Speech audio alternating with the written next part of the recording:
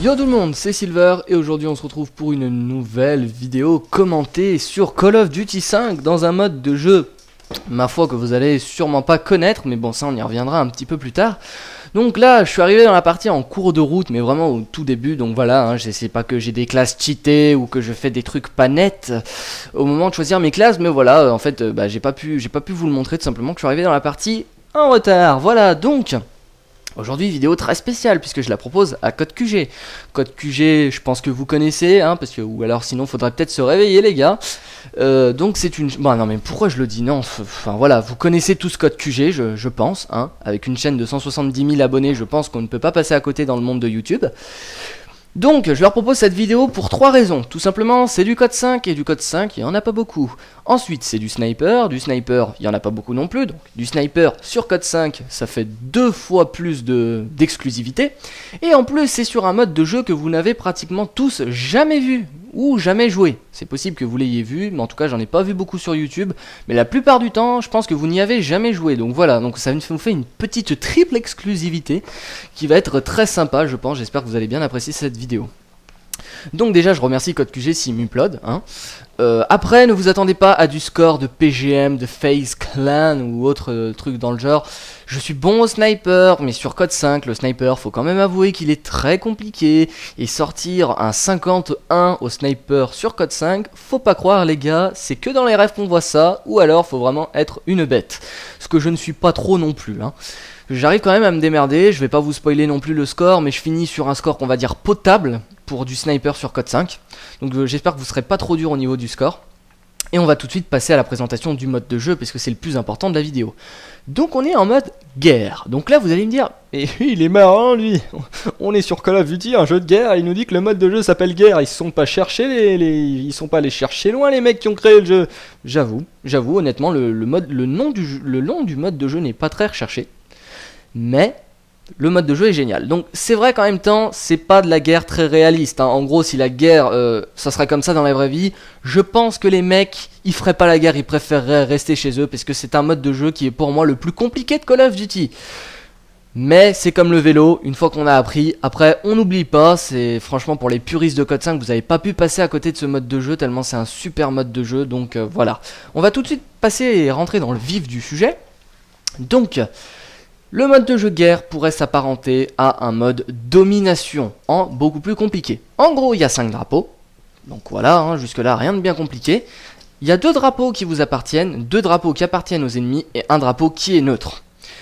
Le premier drapeau va apparaître, donc forcément c'est celui qui est neutre et va falloir aller le capturer. Le but c'est de capturer les 5 drapeaux, et le premier qui a les 5 drapeaux, il a gagné. Donc jusque là on dirait que c'est pas très compliqué, pas très compliqué, vous allez me dire mais il nous prend vraiment pour des cons ce type là. Non, mais après il y a des règles qui se rajoutent un petit peu et c'est un peu plus compliqué. Donc au niveau de la sécurisation des drapeaux, c'est pas comme la Domi, déjà c'est beaucoup plus long, et en plus c'est comment vous dire. Imaginons, on va prendre un exemple, tiens. Imaginons que je capture le drapeau. Je capture le drapeau, mais malheureusement, j'ai pas réussi à capturer jusqu'à la fin. C'est-à-dire que bon, j'ai capturé, mais qu'à moitié. Si jamais l'ennemi veut recapturer le drapeau, il va falloir qu'il attende le temps que j'ai attendu moi pour sécuriser le drapeau, plus en plus le temps de sécurisation normale. Donc, vous allez sûrement voir ça dans la vidéo si vous surveillez les 5 petits drapeaux. En fait, la barre de progression, elle avance, et dès qu'on sécurise plus, elle ne redescend pas à 0, elle reste. Et faut que les autres, ils enlèvent d'abord notre progression avant de pouvoir sécuriser notre drapeau. Bon, ça nous permet, d'ajouter un petit peu plus de piment dans le jeu, tout simplement que si les drapeaux c'était comme de la Domi, ça se capturait beaucoup trop vite et le mode de jeu durerait beaucoup trop vite. Même si vous jouez full objectif, hein, ça peut vraiment durer pas longtemps, mais au contraire, si jamais vous avez des adversaires en face qui eux aussi jouent beaucoup l'objectif ou qui sont plutôt coriaces, ça peut durer très longtemps.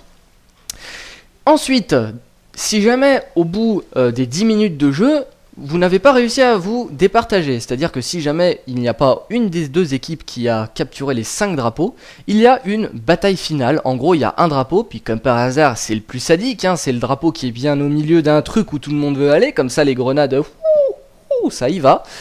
Donc c'est vraiment le point le plus compliqué, et faut le prendre, et le premier qui prend a gagné. Ensuite, pour pas que ça soit dégueulasse, c'est-à-dire que si jamais nous on avait... Bon, je sais que ça peut paraître un peu saoulant au niveau des règles, mais franchement si vous avez envie de comprendre un peu la vidéo, de comprendre ce que je fais, faut connaître les règles, parce que sinon vous allez rien comprendre et vous allez regarder une vidéo avec un gameplay qui pourrait paraître en fait tout ce qu'il y a de plus simple. Donc je vous demande franchement d'être attentif jusqu'au bout. Je sais que ça peut être saoulant, mais voilà, hein, c'est très important.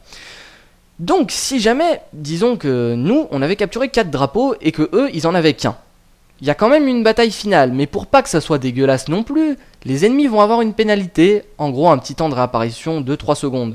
C'est vrai que y a quand même un gros désavantage si nous on avait 4 drapeaux et eux ils en avaient qu'un et qu'ils avaient quand même la bataille finale, quoi. Ce serait un petit peu dégueulasse pour nous. Mais voilà, c'est une pénalité que je trouve qu'ils ont bien fait de mettre ça.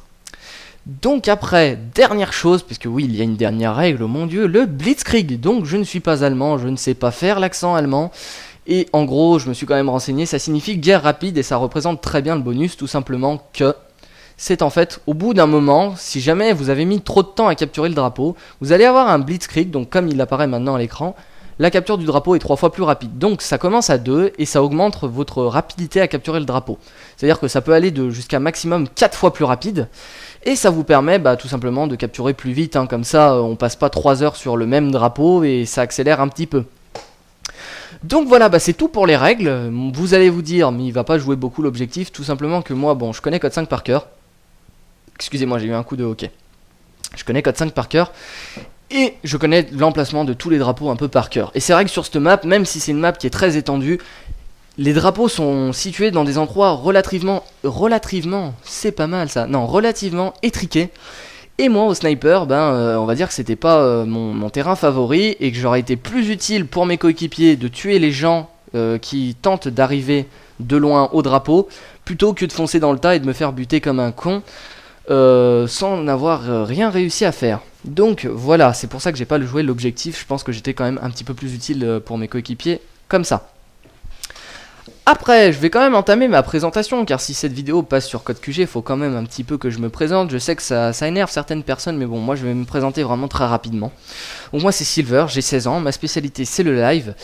Donc celui-ci il n'en est pas un, donc je vous invite vraiment à aller sur ma chaîne pour voir un peu à quoi ça représente, non, à quoi ça ressemble quand je commente en live.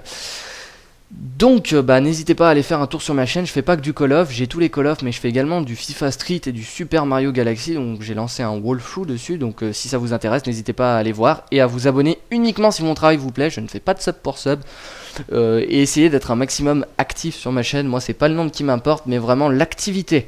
Voilà, donc vous voyez, hein, ma présentation elle n'était pas très rapide. Donc alors on va vite fait passer. On va peut-être pas dire non plus au gameplay, je vais pas refaire la présentation de Code 5 puisque voilà, un truc qui m'énerve, c'est pas vraiment très chiant mais voilà. Moi je connais Code 5 par cœur et en gros, sur toutes les vidéos que je vois sur Code QG de Code 5 ou autre, et je pense qu'il y aura beaucoup de personnes qui seront d'accord avec moi, et bien en fait, il y a les gens qui nous refont l'historique de Code 5 et qui nous refont le mode de jeu, enfin voilà, ils nous expliquent tout de Code 5.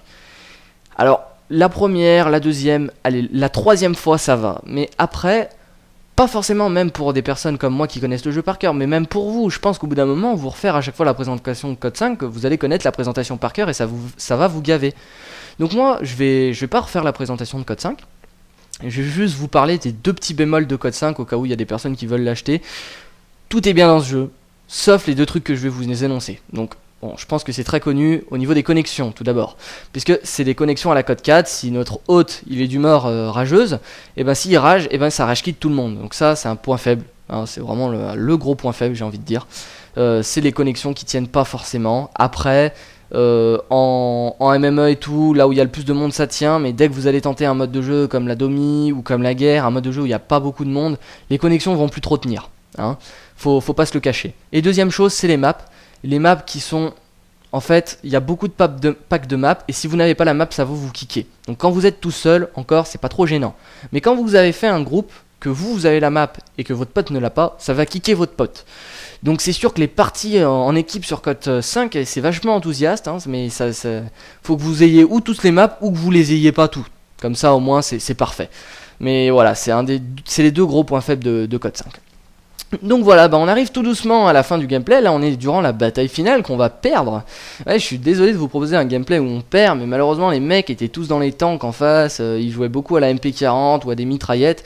Et c'est vrai qu'ils nous ont un petit peu bouffé sur la bataille finale, hein, alors qu'on menait vraiment très bien au début. C'est vraiment un mode très stratégique, la guerre. Moi j'ai voulu jouer au sniper parce que c'était pour un peu l'exclusivité du sniper sur Code 5, parce qu'on n'en voit pas beaucoup, mais honnêtement je joue presque rarement au sniper sur ce truc, car moi je privilégie la victoire et c'est vraiment très compliqué de gagner lorsqu'on est au sniper. Voilà, donc cette vidéo touche à son terme. Si le mode de jeu, si le commentaire, si ma manière de commenter vous plaît, n'hésitez pas à laisser un pouce vert, à aller sur ma chaîne et à vous abonner. Ciao tout le monde, c'était Silver, bye bye, tout ce que vous voulez, bisous bisous, poutou poutou, ciao tout le monde.